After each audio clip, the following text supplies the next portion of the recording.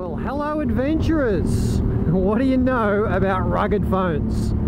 Never heard of them? Either had I until recently. But today, I'm going to show you a rugged phone. It's a category of phone that's basically, I think it's more designed for tradies, where it's a phone that you can drop and not really have to worry about the screen. Of course, I'm sure that you can break them, but they're a lot more rugged than a standard phone. Yeah, so today I've got the Doogee S89 Pro, which is their latest release.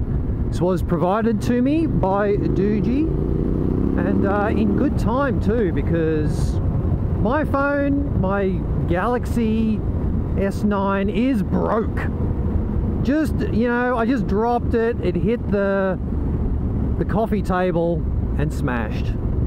But being adventure riders, you know, we drop our phones, so I think a rugged phone is a good option, and there's more than one reason, and I'm going to show you.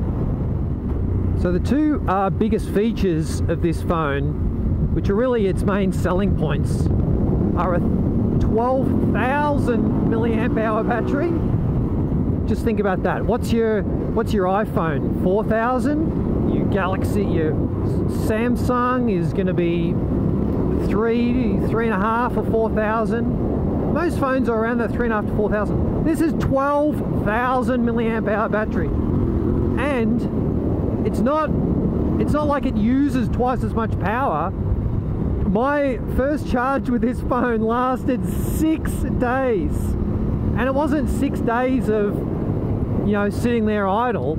I was installing apps, I was messing around with all the settings, on and off it all the time, taking phone calls, put my SIM card in there, and it lasted 5 days. I waited until it was down to 20%. Here you go, I've got a bit of footage of that too. Okay, I have had this phone now for 6 days running, and I've been using it pretty heavily, and it's down to 20% battery. So I'm going to throw it back on the charger.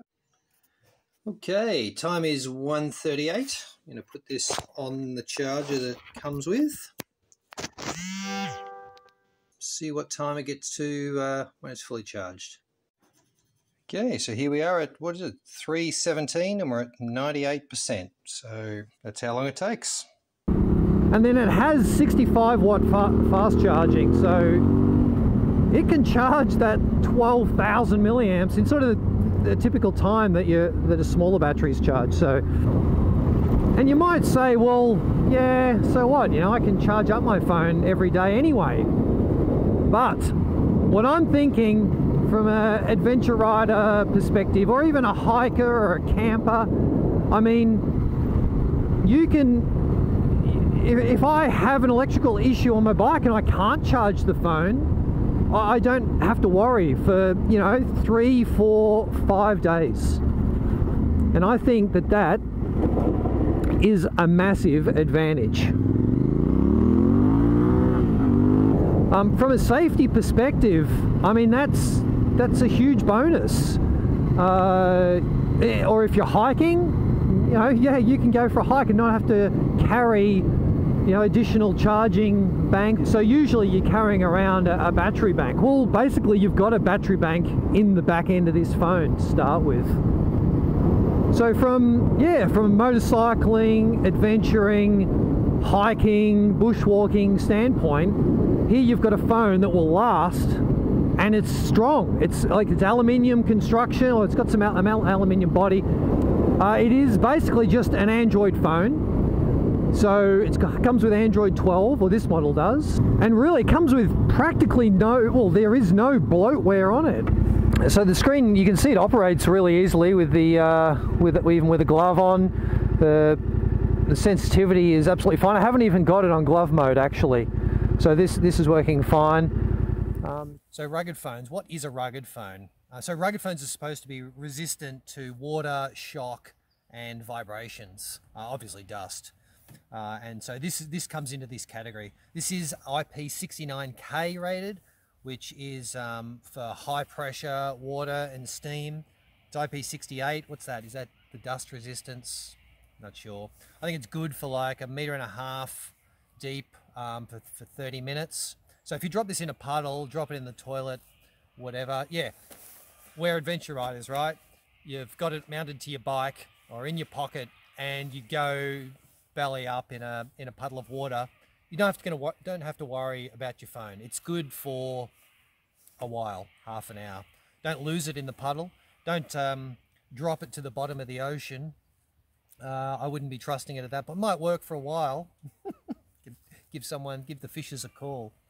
But vibration resistant, you know, that's something that I think is really important to us. I mean, how many of you guys have destroyed your iPhone 13 by mounting it to the bars, and then the camera just disintegrates? So yeah, if I go into the GPS test, you can see that it picks up the satellites pretty quickly. We're up to 20 collected, accuracy down to 2 meters, 25 accuracy down to 1 meter. That's about as close as it gets, I think. With this app anyway. So one thing that I have noticed is that once you've got a few apps open, to close them, normally, you know, to close all your apps, normally you just slide up a small amount and you get these, you know, this clear all button. Won't clear it all just at the moment. But when it's in side profile, if you scroll up, it comes into, you know, the change between apps mode. And even if I scroll from what's normally the bottom,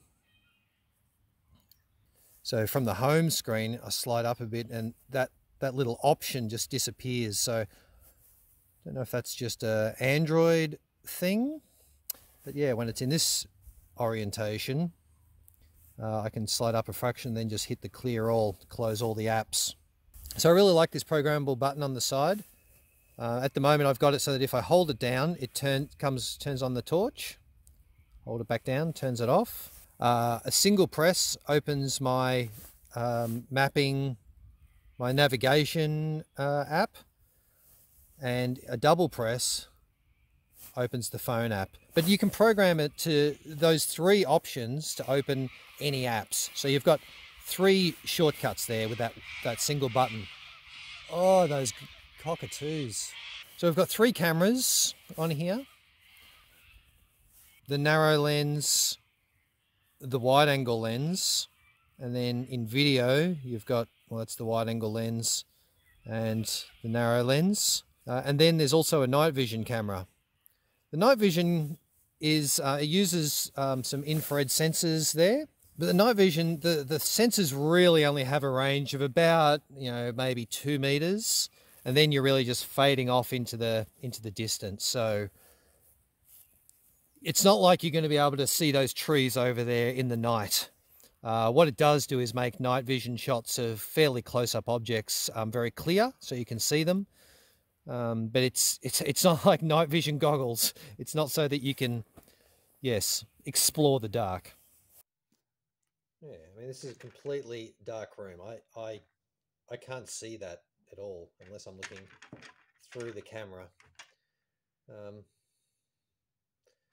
have no idea what color that is. Who knows what a 15 is? So yeah, I'll know what the 8 ball is. Ooh, nope, that's a 6. This one must be the 8. It is. Oops. Here you go, Pooty. Oh, meow. You gonna scare us with your glowing eyes? So yeah, anyway. That's the night vision camera. Useful? I don't know. I'll use it, maybe I'll just use it occasionally to make a scary movie. It has a fingerprint sensor on the side, so from the off position I can just scan my fingerprint and it will turn on or log in very, very quickly. Works pretty much every time. It also has facial recognition if you want to turn that on. These are all options, you can turn them off. Or you can just, you know, type in your code. But yeah, thumbprint works pretty well. Volume toggles, fingerprint scanner and on-off button, and then the programmable button on the top. It's got a headphone jack in the top, so your standard 3.5mm headphones if you want to plug them in, and then the charging port USB-C on the bottom, and as we already discussed, that's got 65 watt fast charge there. So yeah, you can see the aluminium body and then the rubberized corners, but obviously it's pretty thick, but to fit a 12,000 milliamp hour battery in there, you expect it to be pretty thick. So if we go over the specs, yeah, the main glaring feature is this 12,000 milliamp hour battery with its 65 watt charging. It's got wireless charging also, 15 watt wireless charging. The battery's not removable. I mean, you could pull the whole thing apart. I'm sure you could get to it eventually, but of course you're going to destroy all your waterproofing, and who knows, probably lose any sort of warranty you might have. So they advertise standby hours, 2,340. What's that? 3 months on standby. But of course, it's not usually going to be on standby. So about 20 odd hours of screen time, I think it is. So it's got dual SIM. So if I show you, this is the SIM card slot. I've got a 512 gig card in there, which works no problem. And a single SIM. You've got two SIM slots. There's like a rubber seal around here that gives it its water tightness. So the cameras, we've got a 64 megapixel main camera, which will record video in 4K at 50 megabit. Yeah, really the resolution doesn't mean much without having enough megabits. So it's 50 megabit, which is pretty reasonable. The wide angle camera is 8 megapixel, so it gives you 130 degree field of view, and that will record at 1080p at 20 megabit. And the night vision camera, which is a... Oh, hang on, my wife's calling. Hello? So this is the S89 Pro. The only difference is between this one and the non-Pro version. The non-Pro version doesn't come with 65 watt charging. It only comes with their standard, Doogee's standard 33 watt charging. So it'll take a little bit longer to charge. It comes with 128 gig of memory. This comes with 256 gig of memory, 8 gig of RAM. They both got 8 gig of RAM. And the main camera on this one is the 64 megapixel. The non-Pro only has a 48 megapixel only. So then as far as the price goes, these are currently on special because they've just launched them. So they're retailing at 704 Australian dollars, and they're currently selling for 460. So if you compare that to your flagship phone, I mean, I don't know who would buy. I have bought flagship phones in the past, but I don't think I will ever bother again. I mean, for half of the price, maybe a bit under half of the price, so currently $460 compared to, I don't know, what's the latest flagship phones, $1,200? You're probably getting a better quality camera on those, and you're getting a crappier battery and much less robust. You do get a lightweight, slim phone. I mean, if you're worried about the fashion statement of phones, yeah, maybe that's up your alley. But yeah, I'm now introduced to rugged phones, and for me, as someone that likes the outdoors, it's a no-brainer. This is the go. And the non-Pro, I should say, the non-Pro version retails $630, so it's $70 cheaper, and currently on special for $413. So there's some links in the description below, which Doogee provides. These are the links so that people can get it. I'm not making any commission or anything. This is, yeah, all obviously my honest opinion. So I've been using this for 2 and a bit weeks now, and I'm using it as my daily driver. I'm mounting it to the bike. I am, yeah, I'm using it around the home. I'm using it for work, and it's doing the job. It does everything it's supposed to do. And they really promote this one as being able to play games and all the rest of it. I don't use it for that, and I'm sure it has no issues. The phone that I was considering getting to replace my Galaxy was the Pixel. So it's 210 grams, 400 and something. It's got a 6.4 inch screen. This is 6.3. It's got a 4600 milliamp hour battery, 12,000. And I'm sure I would break that. I'm not gonna break this.